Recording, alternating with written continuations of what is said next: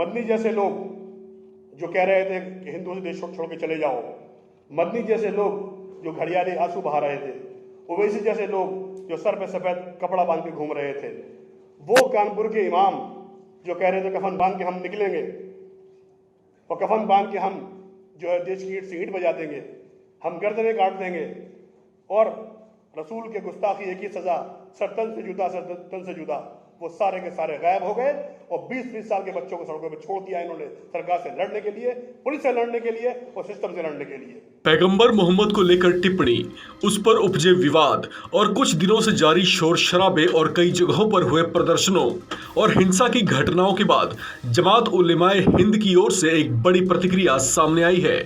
जमात उलेमाए हिंद के अध्यक्ष मौलाना सुहेब कासमी ने पैगंबर मोहम्मद विवाद को लेकर कहा कि इससे जुड़ी विवादित टिप्पणी करने वाली बीजेपी की पूर्व नेता नूपुर शर्मा को माफ कर दिया जाना चाहिए। सुहेब कासमी ने तंज कसते हुए कहा कि देश के मुसलमान अक्सर देश की 20 करोड़ मुस्लिमों की बात करते हैं, जबकि उन्हें तो देश के 125 करोड़ लोगों की बात करनी चाहिए। 10 जून को कई राज्यों में एक साथ हुए प्रदर्शनों और उपद्रव को लेकर भी उन्होंने कहा कि ऐसा किसी एजेंडे के तहत किया गया लगता है। इस दौरान उन्होंने ओवैसी समेत दूसरे मुस्लिम नेताओं को भी आड़े हाथ लिया।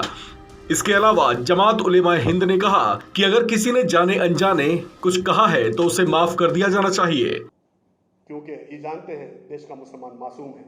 इसको बता दिया गया है कि तुम्हारा ईमान खतरे में है और ईमान को हम बचाएंगे।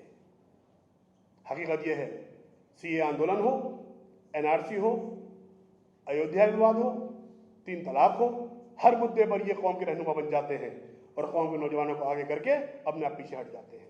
इसे कौम जवाब मांगती है।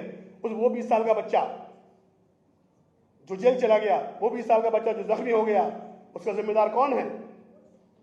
कोई ग्रेजुएशन के अंदर पढ़ने वाला बच्चा था, कोई हाई स्कूल में पढ़ने वाला बच्चा था। उसकी जिम्मेदारी ये मुस्लिम तंजीमों को लेनी होगी और जवाब देना होगा। ये हमारा सवाल है इनसे। अगर इस किस्म के विरोध प्रदर्शन इस्लाम के अंदर जायज़ होते और नबी से मोहब्बत के तकाजा होते तो मदनी को, ओवैसी को, पर्सनल लॉ बोर्ड के अध्यक्ष को, जमात इस्लामी और हदीस के इमामों को क्या नबी से मोहब्बत नहीं है?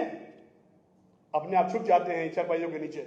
कभी महिलाओं को उतार देते हैं रोडों के ऊपर, कभी नौजवान लड़कों को उतार देते हैं। इसलिए इनका चिट्ठा जो है देश के सामने आना चाहिए और दुनिया के सामने भी आना चाहिए। राष्ट्रवादी हैं तो फिर साथ में मिल करके अच्छे काम करने चाहिए। और रहा सवाल जनाब रसूलुल्लाह सल्लल्लाहु अलैहि वसल्लम, आप रहमतुल लिल आलमीन हैं, रहमतुल लिल मुस्लिमीन नहीं है कि सिर्फ मुसलमानों के ऊपर रहमत बना करके भेजे गए। आप आलम के ऊपर रहमत बना करके भेजे गए। अब रहा सवाल कि रोडों पर उतारना, उससे कोई मकसद हासिल नहीं होता। मकसद हासिल होता है जिंदगी देखिए, सीरत देखिए, जनाब रसूलुल्लाह सल्लल्लाहु अलैहि वसल्लम से जो मोहब्बत रखने वाले हैं, हम सब मोहब्बत रखने वाले हैं। और ऐसा नहीं है कि रहमतुल लिल आलमीन में जो तमाम आलम के हैं वो क्या मोहब्बत रखने वाले नहीं हैं?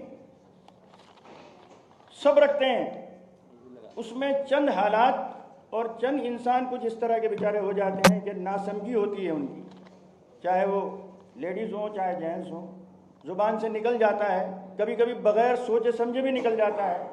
तो उसका विरोध करना हिंसा से नहीं होता, बिगाड़ से नहीं होता, रोडों पर उतरने से नहीं होता, ईंट पत्थर मारने से नहीं होता।